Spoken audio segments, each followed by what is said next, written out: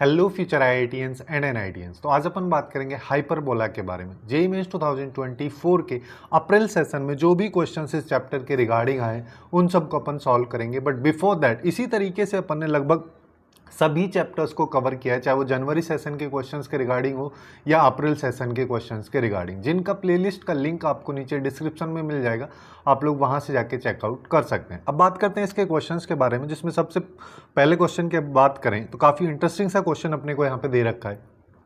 देखो, अपने को बोला है कि अपने पास में H एक हाइपरबोला है जिसका सेंटर जो है वो ओरिजिन पे है और उसके बाद उसकी फोकाई जो है वो एक्स एक्सिस पे है। जिसका मतलब अपने को क्या पता चल रहा है कि अगर मान लो मैं एक रफ डायग्राम यहाँ पे ड्रॉ करूँ तो कुछ इस तरीके का ये हाइपरबोला अपने पास में बन रहा है, जिसका सेंटर ये वाला होगा। ठीक है, उसके बाद क्या बोला कि अब हमारे पास में C1 एक सर्किल है जो कि हाइपरबोला को टच कर रहा है और उस सर्किल का सेंटर ओरिजिन है।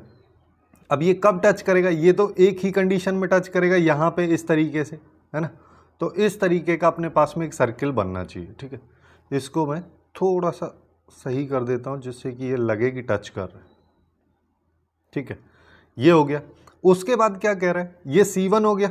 C1 सर्किल है जिसका सेंटर अपने पास में ओरिजिन निकल के आ रहा है। एक सेकेंड, हाँ, जिसका सेंटर अपने पास में ओरिजिन निकल के आ रहा है। फिर अपने पास बोला है कि फिर हमारे पास में C2 और एक सर्किल है। ठीक है, ये C2 सर्किल क्या है? ये C2 सर्किल जो है हाइपरबोला को टच कर रहा है उसके वर्टेक्स पे। कहाँ है उसका वर्टेक्स? एक वर्टेक्स ये है, एक वर्टेक्स ये है, जो कि एक तो -a,0 हो जाएगा, एक +a,0 हो जाएगा। इन दोनों पे टच कर रहा है और इसका सेंटर जो है वो हाइपरबोला की फोकाई है। यानी कि जैसे ये S1 इसको फोकाई इसका बोल देते हैं, ये S2 इसका फोकाई हो गया, जो कि क्या होता है +-ae,0। ठीक है, जैसे ये ae,0। अब क्या बोल रहा है, अब अपने पास में सर्किल है जो कि इसको टच कर रहा है और इसका सेंटर मतलब कुछ इस तरीके से टच कर रहा है। हालांकि ये सर्किल फॉर्मेट में नहीं बन रहा है, बट रफली अगर अपन देखें तो कुछ ऐसा ही हो रहा है। दोनों में से कोई एक है। ठीक है, चाहे तो इसको ले लो या फिर इसको ले लो, किसी भी एक को अपन यहाँ पे ले सकते हैं। फिर क्या बोला है, इन दोनों सर्किल्स का एरिया अपने को दे रखा है। तो अपने को यहाँ पे जो हाइपरबोला है उसका लेटस रेक्टम का लेंथ, अगर अपने पास हाइपरबोला की इक्वेशन ये होती है बाई ये, तो यहाँ पे लेटस रेक्टम का जो लेंथ है वो आता है 2b²/a। ये अल्टीमेटली अपने को निकालना है। अब देखो, इसको निकालने के लिए a और b की वैल्यूज़ पता होनी चाहिए। a और b की वैल्यूज़ को अगर मान लो मेरे को पता करना है तो मैं यहाँ पे सबसे पहले क्या कर सकता हूँ, जैसे ये पहला सर्किल है ना, इस पहले सर्किल के बारे में अपने को क्या पता है। देखो, ये पॉइंट जो है a,0 है, ये पॉइंट 0,0 है, तो यहाँ से मैं बोल सकता हूँ इसका रेडियस जो है a² होगा। तो मैं यहाँ पे बोल सकता हूँ, सिंस ये पहला वाला सर्किल यानी कि C1 सर्किल है, C1 सर्किल का एरिया मेरे को 36 पाई दे रखा है और ये एरिया किसके इक्वल होता है? πa² के। तो πa², यहाँ पे a क्या है, जो πr² होता है या πa² बोल दो, क्योंकि a यहाँ पे रेडियस है। तो मेरे पास पाई से पाई कैंसिल हो जाएगा, तो a की वैल्यू अपने पास में 6 आएगी। ठीक है, ये इस सर्किल के लिए होगा। दूसरे सर्किल के बारे में अगर अपन बात करें, है ना, तो दूसरे सर्किल के बारे में यहाँ पे इसका एरिया कितना दे रखा है? इसका एरिया दे रखा 4 पाई और इसकी रेडियस देख लो अभी। अब इसकी रेडियस अगर मान लो मैं देखना चाहता हूँ तो इस लेंथ को अपन रेडियस बोल सकते हैं, जिसमें अगर मैं वर्टेक्स फोकस में से वर्टेक्स का x कोऑर्डिनेट माइनस कर दूँ तो मेरे पास इस सर्किल की रेडियस आ जाएगी, जिसका मतलब यहाँ पे ae, -a का स्क्वायर, ये इसकी रेडियस आ जाएगी। पाई से पाई कैंसिल हो गया, तो मेरे पास 4 इक्वल टू आ रहा है 4 इक्वल टू ae - a का होल स्क्वायर, या फिर ऐसा बोल दूँ कि a कॉमन और यहाँ पे e - 1 इक्वल टू अपने पास में 2 आ रहा है। ठीक है, अब अपन क्या कर सकते हैं यहाँ पे, अब देखो a की वैल्यू अभी ऑलरेडी अपन ने यहाँ से निकाली, इस वैल्यू को यहाँ पे डालेंगे तो e - 1 इक्वल टू हो जाएगा 2/6 यानी कि 1/3। तो e की वैल्यू हो गई 4/3। अब देखो, हमको करना है क्या, हमको यहाँ पे बेसिकली लेटस रेक्टम की लेंथ निकालनी है, जो कि LR क्या हो जाएगी 2b²/a। यहाँ पे अगर हाइपरबोला की अपन बात करते हैं तो यहाँ पे सीधा सीधा अपन रिलेशन भी देख सकते हैं कि a² × e² - 1 equal to b² होता है। ठीक है, इसी वैल्यू को अपन यहाँ पे रख देते हैं। जैसे यहाँ पे 2b² की जगह क्या आ जाएगा, a² × e² - 1 divide by a, यहाँ पे 2b² / a होता है। ठीक है, ये a आ जाएगा, इस a से कैंसिल हो गया, तो 2 इंटू ए की वैल्यू अभी अपन ने निकाली 6 इंटू ई स्क्वायर की वैल्यू देख लो, ई स्क्वायर यहाँ पे क्या हो जाएगा 16, ई अगर 4/3 है, ई स्क्वायर हो जाएगा 16/9 -1, तो अपने पास में आ रहा है 2 इंटू 6 इंटू 16 माइनस 9 करेंगे तो अपने पास में 7 आ जाएगा 7/9, तो यहाँ से ये 2 ये 3, तो अल्टीमेटली अपने पास में क्या आ रहा है 28/3। ठीक है, इसके ऑप्शंस में मिस्टेक है, अच्छा हाँ यहाँ पे ये सेम ही हो गया। ठीक है, यहाँ पे आएगा 28/3 और यही इसका करेक्ट आंसर अपने पास में हो जाएगा। इस तरीके से इस क्वेश्चन को सॉल्व किया जा सकता है। अब नेक्स्ट क्वेश्चन की तरफ चलते हैं, जिसको अपन ने इलिप्स वाले सेक्शन में छोड़ा था कि इसको हाइपरबोला में कवर करेंगे। जैसे हाइपरबोला और इलिप्स के रिगार्डिंग एक क्वेश्चन अपने को दे रखा है। यहाँ पे बोला है कि अपने पास में एक हाइपरबोला एच है जिसका फोकाई जो है इलिप्स के फोकाई के साथ कोइंसाइड करता है, जिसका मतलब जो इस इलिप्स का फोकाई होगा वही एक्चुअली में हाइपरबोला का फोकाई भी है। ठीक है, उसके बाद बोला है कि एक्सेंट्रिसिटी की अगर अपन बात करें तो हाइपरबोला की जो एक्सेंट्रिसिटी है वो इलिप्स की एक्सेंट्रिसिटी के रेसिप्रोकल है, जिसका मतलब हाइपरबोला और ये यहाँ पे रिलेशन आ जाएगा। ठीक है, इसका अपने को यूज करना है। फिर यहाँ पे बोला है कि इस हाइपरबोला के लिए अगर ट्रांसवर्स एक्सिस की मैं लेंथ की बात करूँ तो वो अल्फा है, जिसको अपन क्या बोलते हैं नॉर्मल सिचुएशन में क्या होती है 2a लेंथ होती है जो अल्फा के इक्वल है। सिमिलरली यहाँ पे कॉन्जुगेट एक्सिस की लेंथ जो है बीटा, जो कि 2b के इक्वल हो जाएगी। अब यहाँ पे अल्फा बीटा की वैल्यूज अपने को फाइंड आउट करनी है, जिसका मतलब a और b की वैल्यू अगर मैं फाइंड आउट कर लूँ तो मेरे पास ये क्वेश्चन काफ़ी आसानी से सॉल्व हो जाएगा। अब अपन आते हैं इलिप्स पे। इलिप्स के फॉर्मेट में अगर देखोगे इसको कैपिटल एक्स और इसको कैपिटल वाई के फॉर्मेट में अगर मैं लिख दूं तो मेरे पास आएगा capital X square divide by 100 plus capital Y square divide by 75 equal to 1। ये अपने पास में आ गया। यहाँ पे अब इसको अपन कंपेयर भी कर सकते हैं, तो यहाँ से देखो अगर मैं इलिप्स का एक्सेंट्रिसिटी निकाल रहा हूँ तो यहाँ पे क्या हो जाएगा 1 माइनस 75/100 हो जाएगा, जो कि 25/100 हो जाएगा, जिसका मतलब 1/4, और इलिप्स की एक्सेंट्रिसिटी अपने पास में 1/2 आ गई। तो यहीं से सीधा सीधा मैं बोल सकता हूँ हाइपरबोला कितनी हो जाएगी 2, क्योंकि इसी का रेसिप्रोकल है। अब और आगे चलते हैं। अब अपने को देखो यहाँ पे अभी अपन ने रिलेशन निकाला कि जैसे अल्फा जो है वो 2a के बराबर है, तो a की वैल्यू क्या हो जाएगी अल्फा/2। सिमिलरली बीटा जो है 2b के बराबर है, जिसका मतलब b की वैल्यू यहाँ पे क्या हो जाएगी बीटा/2। ठीक है, अब इसका अपने को क्या करना है। अब देखो हाइपरबोला के रेस्पेक्ट में अगर अपन बात करें तो एक्सेंट्रिसिटी और ए और बी के बीच में ये रिलेशन होता है ना, ऐसे निकालते हैं। अब इसका एक और फॉर्मूला होता है कि यहाँ पे जो अपने पास कॉन्जुगेट एक्सिस की लेंथ है उसको अगर मैं यहाँ पे ट्रांसवर्स एक्सिस की लेंथ से डिवाइड करके स्क्वायर कर दूं तो भी सेम ही कंसेप्ट अपने पास में बनता है। वैसे चाहो तो देख भी सकते हो b² है, b की जगह बीटा/2 रखोगे और a की जगह अल्फा/2 रखोगे तो अब बाई 2 से बाई 2 कैंसिल हो जाएगा, बीटा/अल्फा बचेगा, और सिंस यहाँ पे a और b का स्क्वायर हो रहा है तो उसका भी स्क्वायर करना पड़ेगा, तो सेम ही कंसेप्ट। अब देखो यहाँ पे अपने को क्या करना है, अभी अपने को क्या पता है कि जो हाइपरबोला है उसकी एक्सेंट्रिसिटी अपने पास में 2 आ रही है, तो उसका होल स्क्वायर अपने पास 4 आ जाएगा, 1 प्लस यहाँ पे हो जाएगा β² / α²। तो मैं बोल सकता हूँ यहाँ पे कि 4α² इक्वल टू α² प्लस β², तो यहाँ पे आ जाएगा 3α² इक्वल टू β²। एक रिलेशन अपने पास में अल्फा और बीटा के बीच में आ चुका है। अब आगे कंसेप्ट अपने को क्या यूज करना है, जो ये यहाँ पे बोल रहा है पहली वाली लाइन में, दोनों का फोकाई सेम है, तो इलिप्स के फोकाई की अगर अपन बात करेंगे तो वो क्या होता है, यहाँ पे होगा ±AE,0। ठीक है, अब a यहाँ पे अगर अपन देखेंगे तो ये a है, a² है, तो a अपने पास में 10 हो जाएगा। ठीक है, अगर मैं यहाँ पे निकाल लेता हूँ, ठीक है, तो AE की वैल्यू अपन यहाँ पे निकाल रहे हैं, AE की वैल्यू a अपने पास में हो गया 10 इंटू ई की वैल्यू हाफ है तो ये 5 आ गया। तो अपन यहाँ पे सीधा सीधा बोल सकते हैं कि ये ±5,0 जो है मेरे पास में वैल्यू निकल के आ रही। अब मेरे को क्या करना है, और यही वैल्यू जो है उसकी भी है, किसकी, हाइपरबोला के फोकाई की, जो अपने पास में यहाँ पे अगर मान लो मैं इसको देखता हूँ तो AE ही उसकी वैल्यू है जो कि 5 के इक्वल है। ठीक है, जो अभी अपन इलिप्स की निकाली उसके बराबर। अब यहाँ पे a क्या है, a यहाँ पे अल्फा/2 है, और e की बात करोगे तो ये 2 है, इक्वल टू 5 हो जाएगा, 2 से 2 कैंसिल हो गया। अपन हाइपरबोला के लिए बात कर रहे हैं तो यहाँ पे अल्फा की वैल्यू मेरे पास में 5 आ गई। अगर अल्फा की वैल्यू 5 मेरे पास में आ गई है तो सिमिलरली बीटा की वैल्यू भी निकाल सकते हैं। बीटा की वैल्यू अपन यहाँ पे कैसे निकालेंगे, तो यहाँ पे बीटा स्क्वायर निकाल लो। बीटा स्क्वायर क्या है, 3 अल्फा स्क्वायर, जो कि हो जाएगा 3 × 25 यानी कि 75।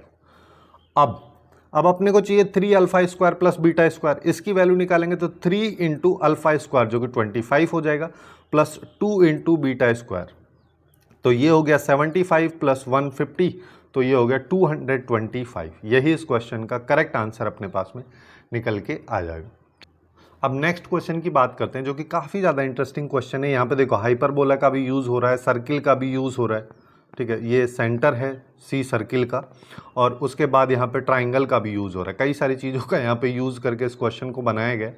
वैसे अगर अपन देखें तो सीधा सीधा हाइपरबोला की इक्वेशन अपने पास में लिखी है, फिर बोला है कि एस इसका फोकस पॉइंट है जो कि पॉजिटिव एक्स एक्सिस पे लाई करता है। जैसे फोकस पॉइंट्स की अगर अपन बात करें तो फोकस पॉइंट्स क्या होता है, plus minus A E comma 0, but यहाँ पे s अपने पास में केवल ए ई कॉमा 0, ये इसका कोऑर्डिनेट हो गया, ठीक है। फिर क्या बोल रहे हैं, फिर अपने पास में एक सर्किल है जिसका सेंटर ये है, ठीक है, और ये सर्किल एक्चुअली में s पॉइंट, इस पॉइंट से भी पास हो रहा है।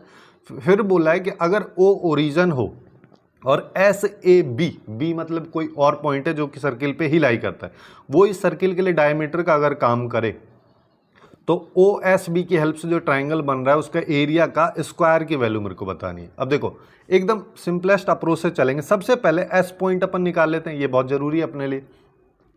तो एस पॉइंट अगर निकालूंगा तो X square by A square minus Y square by B square equal to 1। इससे अगर अपन इसको कंपेयर करते हैं तो यहाँ पे ए स्क्वायर की वैल्यू 3 आ गई, बी स्क्वायर की वैल्यू 5 आ गई, तो ई स्क्वायर की वैल्यू क्या हो जाएगी 1 प्लस अपने पास में यहाँ पे आएगा B square by A square, है ना। तो 1 प्लस 5/3 यानी कि 8/3 आ गया। तो ई की वैल्यू अपने पास में क्या आ गई, √8/√3। मेरे को चाहिए ए ई की वैल्यू। ए ई एक्चुअली में क्या है, ए की वैल्यू अपने पास में √3 है और ई की वैल्यू √8/√3 ये है। √3 से √3 गया तो √8 अपने पास में बच रहा है। तो अल्टीमेटली मैं क्या बोल सकता हूँ कि मेरे पास जो एस पॉइंट निकल के आ रहा है ये एक्चुअली में √8,0 है। अब क्या बोल रहा है क्वेश्चन में, अब अपन से बोलता है कि अब अपने पास में एक सर्किल है, बना देते हैं एक सर्किल, ठीक है, जिस सर्किल का सेंटर ए है जिसका कोऑर्डिनेट √6,5 है। फिर क्या बोल रहा है, इसी सर्किल पे कहीं पे भी एक एस पॉइंट जो है, जो फोकस अपना था वो लाई करता है। फिर बोल रहा है कि एक और बी पॉइंट है, ठीक है, जिसको कोऑर्डिनेट्स हमको नहीं पता है, अल्फा कॉमा बीटा हम मान लेते हैं। ये तीनों की हेल्प से जो लाइन सेगमेंट बन रहा है वो एक्चुअली में सर्किल के डायमीटर को रिप्रेजेंट करता है, जिसका मतलब ए जो है एस और बी का मिड पॉइंट है। तो ये कोऑर्डिनेट काफ़ी आसानी से आ जाएगा, जैसे alpha plus √8 divide by 2 is equal to √6। तो अल्फा की वैल्यू अपने पास में क्या आ गई 2√6 माइनस √8। सिमिलरली बीटा की अगर बात करोगे तो बीटा प्लस 0 डिवाइड बाई 2 यानी कि बीटा बाई 2 इक्वल टू √5। तो बीटा की वैल्यू अपने पास में 2√5 आ गई। अब अपने को ट्राइंगल बनाना है ओ एस बी की हेल्प से। तो एक रफ ट्राइंगल अपन बना देते हैं इस तरीके से, जिसमें ओ ये पॉइंट है जिसका कोऑर्डिनेट 0,0 है, एस ये पॉइंट है जिसका कोऑर्डिनेट √8,0 है, बी पॉइंट जिसका कोऑर्डिनेट अभी अपन ने 2√6 माइनस √8, 2√5 ये अभी अपन ने निकाला। इसका एरिया निकालना है। एरिया निकालने के लिए अपन क्या करते हैं, सीधा हाफ और डिटर्मिनेंट के अंदर सारे पॉइंट्स को रख दो, जैसे 0 0 फिर 1 आ जाएगा, फिर यहाँ पे √8,0, 1 आ जाएगा, फिर यहाँ पे आएगा 2√6 माइनस √8 और 2√5 यहाँ पे 1। इस तरीके से अपने पास में ये वैल्यू है। अब देखो ये दोनों 0 हो रहे हैं, केवल 1 है, 1 के रेस्पेक्ट में खोल दो तो इन दोनों को मल्टीप्लाई करेंगे तो अपने पास में क्या आएगा, हाफ, बाहर तो मॉड लगा है ना, हाफ और 2 और रूट के अंदर आ जाएगा 40 और माइनस, इन दोनों को मल्टीप्लाई करेंगे, वहाँ पे 0 है तो 0 हो जाएगा, खत्म। 2 से 2 कैंसिल हो जाएगा तो यहाँ पे आ रहा है √40। बट क्वेश्चन में क्या बोला है कि इस एरिया, जो ये एरिया की वैल्यू आ रही है, इसका स्क्वायर क्या है, तो इसका स्क्वायर है 40। यही इस क्वेश्चन का करेक्ट आंसर अपने पास में हो जाएगा। अब नेक्स्ट क्वेश्चन की बात करते हैं जो कि एक्चुअली में कॉन्जुगेट हाइपरबोला से रिलेटेड है, ठीक है। इस तरीके का क्वेश्चन है, जैसे अगर मान लो किसी भी हाइपरबोला की इक्वेशन -x² ये वाली फॉर्मेट हो, या इसी को अपन ऐसे भी लिखते हैं x² माइनस y² बाई ये वाला इक्वल टू माइनस इसके बराबर, तो ये एक्चुअली में कॉन्जुगेट हाइपरबोला को रिप्रेजेंट करता है। अब यहाँ पे इसकी एक्सेंट्रिसिटी की वैल्यू √3 अपने को दे रखी है ना। अब √3 का मतलब यहाँ पे क्या हो गया, देखो दोनों हाइपरबोला, चाहे तो एक नॉर्मल हाइपरबोला या फिर उसका कॉन्जुगेट हाइपरबोला, दोनों में e square equal to 1 plus a square by b square होता है। ठीक है, अब इसको देखो, अगर मान लो मेरे को ये वैल्यू निकालनी है तो ए स्क्वायर बी स्क्वायर की वैल्यू अपने को यहाँ पे पता ही नहीं है, वो भी निकालनी पड़ेगी। उसके लिए अपन यहाँ पे ई की वैल्यू का यूज कर सकते हैं। जैसे ई स्क्वायर इक्वल टू क्या हो जाएगा 3 और 1 plus a square by B square, इसकी वैल्यू हो जाएगी a square by B square equal to 2 मेरे पास में आ गया। ठीक है, इसका अपन कहीं ना कहीं आगे चल के यूज कर लेंगे। ये तो रही ई के बारे में बात। अब और क्या बोला है, अब इसने एल आर की वैल्यू दे रखी है। ठीक है, लेटस रेक्टम की लेंथ, नॉर्मली हाइपरबोला में लेटस रेक्टम की लेंथ 2b स्क्वायर बाई ए होती है, लेकिन कॉन्जुगेट हाइपरबोला में 2a स्क्वायर बाई बी हो जाएगी। ठीक है, एल यानी कि 4√3 is equal to 2a square by b. A square की वैल्यू इस इक्वेशन से लिख लो, यहां से क्या आ जाएगा a square equal to 2b square. तो मेरे पास में यहाँ पे क्या आ जाएगा 4√3 is equal to 2 into 2b square by B. ये 4 हो गया, ये 4 गया है ना, b से b गया, तो यहां से मैं बोल सकता हूं b मेरे पास में √3 आ रहा है। अगर b √3 है तो a की वैल्यू देख लो, a कितना आ जाएगा, a स्क्वायर हो जाएगा 6, यानी कि a की वैल्यू √6 अपने पास में आ गई। a और b दोनों की वैल्यूज आ चुकी हैं। तो अभी अपने पास हाइपरबोला की इक्वेशन है X square by A square यानी कि 6 minus Y square by B square यानी 3 इक्वल टू 1। ये अपने पास में हाइपरबोला की इक्वेशन बन रही है। अब अपने को क्या चाहिए, अब देखो यहां पे अब आगे चलते हैं। अब क्या बोला है, मान लो हमारे पास अल्फा कॉमा 6 जो है, जहां पे अल्फा एक पॉजिटिव वैल्यू है, ये हाइपरबोला पे लाई करता है, जिसका मतलब इस हाइपरबोला पे लाई कर रहा है, यानी कि इस हाइपरबोला की इक्वेशन को सेटिस्फाई करना चाहिए। तो करा देते हैं।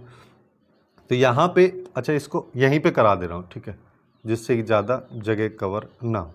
तो यहाँ पे अगर मान लो मैं, चलो इसको नेक्स्ट पेज पे कर देते हैं। यहाँ पे हो जाएगा अल्फा स्क्वायर बाई 6 माइनस यहाँ पे 6 का स्क्वायर यानी कि 36, अब ऊपर आ जाएगा डिवाइड बाई ये इक्वल टू -1। ये अपने पास में है, तो यहाँ से आएगा अल्फा स्क्वायर बाई 6, ये -12 उधर जाएगा +12, +12 -1 करेंगे तो 11, तो अल्फा स्क्वायर इक्वल टू 66 या अल्फा की वैल्यू √66। ठीक है, ये प्लस वाली अपन कंसिडर करेंगे क्योंकि अल्फा पॉजिटिव है, नेगेटिव वाली को अपन कंसिडर नहीं करेंगे। अब अपने पास में अल्फा कॉमा 6 वाला जो पॉइंट है वो हो गया √66,6, ये वाला पॉइंट हो गया। अब क्या बोला, बीटा जो है वो एक्चुअली में इस पॉइंट की फोकल डिस्टेंसेस का प्रोडक्ट है। ठीक है, अब यहाँ पे फोकल डिस्टेंस निकालने के लिए फोकस पॉइंट अपने को पता होना चाहिए, या फोकाई अगर मैं हाइपरबोला की बात करूं तो वो क्या हो जाएगा, यहाँ पे हो जाएगा कॉन्जुगेट हाइपरबोला के लिए 0, प्लस माइनस बीई। अब यहाँ पे इसको निकाल लो, तो ये हो जाएगा 0 और b की वैल्यू देखोगे तो √3 है और e की वैल्यू देखोगे तो अपने पास में यहाँ पे 3 √3 है, ई स्क्वायर की वैल्यू 3, ये ई की वैल्यू है, ई की वैल्यू भी √3 है, बी की वैल्यू भी √3 है, तो बी ई की वैल्यू 3 हो जाएगी, तो +-3 ये अपने पास में है। और अब अपने को अल्टीमेटली करना क्या है, इस पॉइंट और इन दोनों पॉइंट से, अब यहाँ पे एक तो ये पॉइंट है, दो ये पॉइंट है, देखो इसको दो तरीके से लिख सकता है, 0,3 और 0,1, इन दोनों के बीच की डिस्टेंस का प्रोडक्ट जो बीटा है वो निकालना है।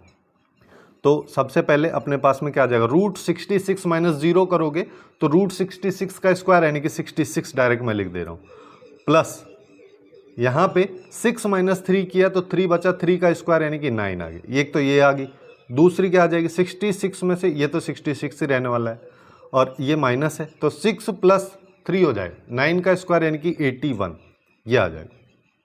अब इसको देखो, ये हो गया 75 रूट के अंदर, और यहाँ पे देखोगे तो ये रूट के अंदर हो जाएगा 147। अब यहाँ पे एक चीज़ समझो, इसको मैं क्या लिख सकता हूँ, 5 × 3, 25 × 3, ये 5 मतलब मैं बाहर लेकर लिख रहा था, अंदर से चलते हैं एक बार, है ना। इसको अपन लिख सकते हैं 7 × 21 बचेगा तो 7 × 3।